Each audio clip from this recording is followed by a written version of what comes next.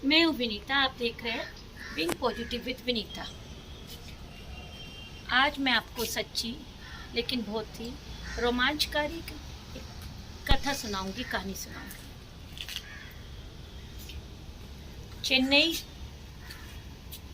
जो साउथ का एक स्टेट है, वहाँ पे समुद्र के किनारे बहुत सारे लोग चहलकदमी कर रहे थे, सैर कर रहे थे। एक सज्जन जो था समुद्र किनारे बैठ के समुद्र की लहरों को तो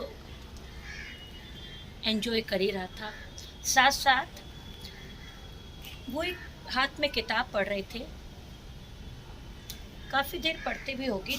कुछ समय बाद 10-12 साल का एक बालक उनके पास आया, थोड़ा बड़ा होगा, 13-14 साल का एक बालक उनके पास आया, आके पूछा, सर आप ये क्या पढ़ रहे हैं?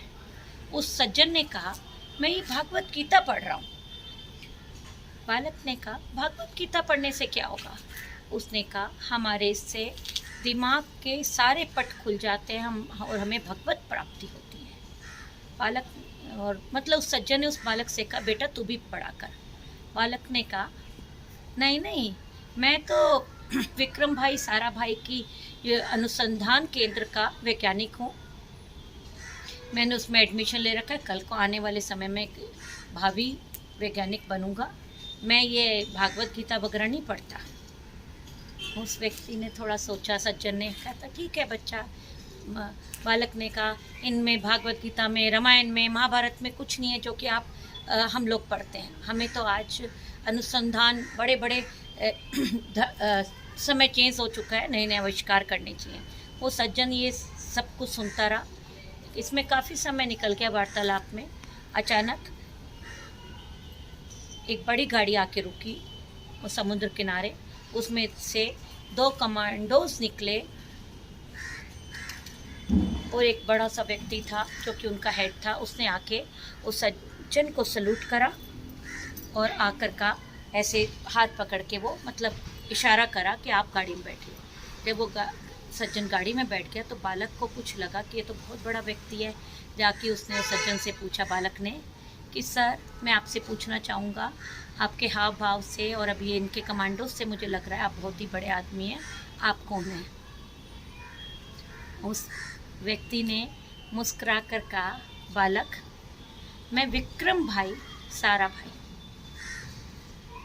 मतलब उस बालक के पैरों के नीचे की ज़मीन खिसक गई। उसने उसके पैर पकड़ लिए उस सज्जन के, कह रहे मुझे माफ़ कर दो, मैं सोचता था ये आज विज्ञान के युग में पुरानी बातें, पुराने ग्रंथ, पुरानी वैज्ञानिक बातें सब बेकार है, नहीं सब सच है।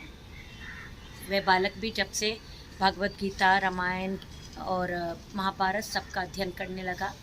आप कभी सोच भी सकते हैं वह बालक कौन था छोटा, जो मैं कह रही हूँ 13-14 वर्ष का?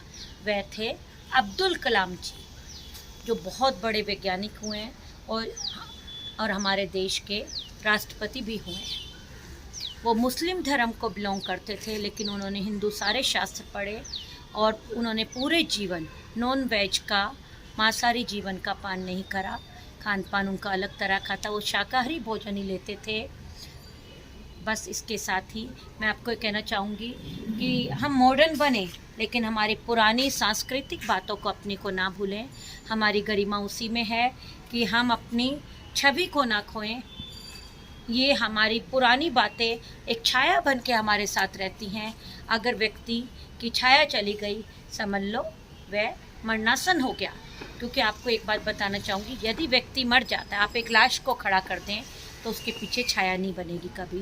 जीवित व्यक्ति की छाया बनती है, इसलिए अपनी छाया को ना खोएं और अपने देश की गरिमा को बनाए रखें। बेटा आप आने वाले अपने देश के भावी बच्चों को मैं ये कहना चाहूँगी, आप शाकाहारी बने ज़्यादा से ज़्यादा, अपनी गरिमा को बनाए रखें, पुराने लोगों के नए अनुभव लें, अपने अनुभव उन्हें दें लेकिन थोपे नहीं। उनकी बातों को प्यार से ग्रहण करें कि उनमें गूढ़ रहस्य छुपा हुआ है हमारे देश का। बस मैं आपको ये कहना चाहूँगी, अगर आपको मेरी स्टोरी पसंद आई होगी, इसको लाइक, शेयर और सब्सक्राइब कीजिएगा।